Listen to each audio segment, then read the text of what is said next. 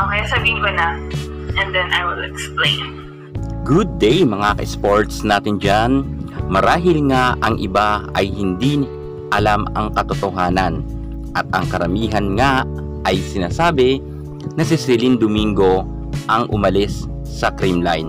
Marami tayo noon mga nababasa na mga komento na sinasabi na wala daw na utang na loob itong si Celine Domingo dahil pinasikat nga siya ng Creamline. Pagkatapos ay iniwanan lang ito.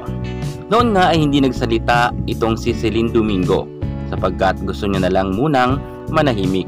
After nga na meron siyang mapanood na videos na parang ang lumalabas na kakaiba para sa parte niya, ay napasalita nga noon itong si Celine Domingo.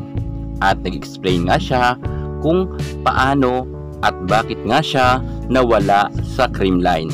Ang katotohanan ay lilinawin natin ng mabuti para malaman na ng karamihan kung ano talaga ang tunay na issue. Pero bago ang lahat, subscribe ka muna. I-click ang ating notification bell para lagi kang updated sa lahat ng issue sa volleyball.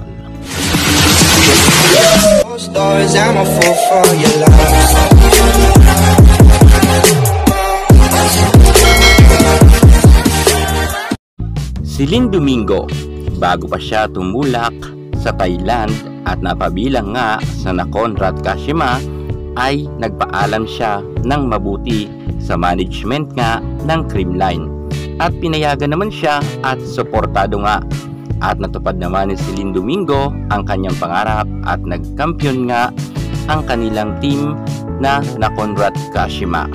At sa pagbabalik nga ni Celine Domingo sa Pilipinas, dito na nga nagkaroon ng problema. Ang mga bashers nga na nababasa raw ni Celine Domingo kapag tumitingin siya sa social media ay sobrang grabe daw ang panlalait sa kanya.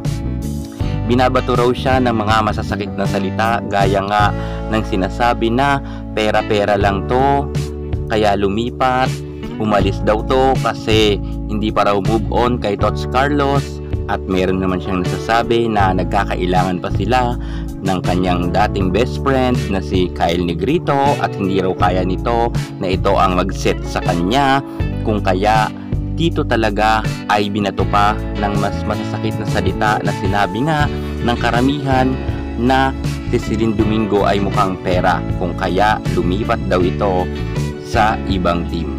Isa yan sa mga masasakit na salita na naririnig noon ni Celine Domingo, ngunit nanatili nga siyang tahimik. At dahil nga napuno na rin si Celine Domingo dahil sinasabihan nga rin ang iba na sinulot daw siya ng Akari, nagpaliwanag naman ang nasabi nating magaling na video vlogger na ito. Sa totoo lang, sobrang nanahimik nga ni Celine Domingo at hindi rin siya masyado nagsasalita ng kung ano-ano pa patungkol nga sa kanyang pagkawala sa Creamline. Pero syempre napilitan pa rin sabihin ni Celine Domingo ang katotohanan. Dahil ang katotohanan dito ay pinaalis talaga siya or hindi na ni-renew ang kanyang kontrata. Yan ang katotohanan. Kaya sa mga nagsasabi na sinulot siya ng Akari, walang ganun nangyari. Bagkus ang kumupok nga sa kanya ay ang Akari. Dahil daw nang nalaman nito na hindi na siya i-renew ng Creamline, saka i-message raw itong si Celine Domingo ng Akari Management na kukunin raw ito. Kaya't laking pasasalamat ni Celine sa nasabi nating Akari dahil kinupkup nga siya nito at inlagaan at okay naman daw ang treatment sa kanya. Si ate girl ang reason bakit ako umalis ng Creamline. So yan sinasabi nga na ibinabato nga ng mga netizen at ng former coach nga ni Celine Domingo. May nagsasabi raw kasi na ang former coach niya kaya daw umalis si Celine dahil daw kay ate girl. Ang ate girl nga na tinutukol dyan or tinutumbok dyan ni Celine Domingo, hindi niya lang pinangalanan, ay si Kyle Negrito yan. Yan daw kasi ang pinapalabas noon na sinabi ng kanyang former coach na kaya umalis si Celine ay ang dahilan nga raw ang ate girl na yan na si Kyle Negrito. Ngunit wala yang katotohanan dahil ang katotohanan nga talagang hindi inirenew ang kanyang kontrata. December pa lang, sinabihan na ako.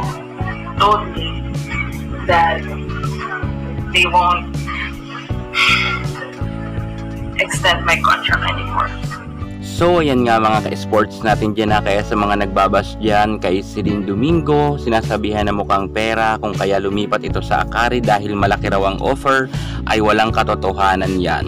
Dahil ang katotohanan nga, para malaman na ng buong mga fans dyan na mga nagpapanggap dahil madalas nga kasing i-bash si Celine Domingo, nakakaawa naman, yan ang katotohanan dyan na hindi nga inirenew ang kanyang kontrata. Yan. December pa lang daw, nalaman na nga ni Celine or tinawagan na siya at sinabihan na nga siya nang pabalik na siya sa Pilipinas na hindi na nga raw i-renew ang kanyang kontrata. Kaya sa mga nagsasabi dyan na bitter pa daw itong si Celine Domingo kaya umalis dahil daw kay Ate Girl, ay walang katotohanan yan dahil ang katotohanan nga ay hindi inirenew ng Creamline si Celine Domingo. At kalaki pa nga ng mga videos na yan, sinabi nga ni Celine na matagal na siyang naka-move on. Gusto niya na ng katahimikan. Yan muna ang pinaka-latest natin sa mundo ng volleyball. Thank you so much!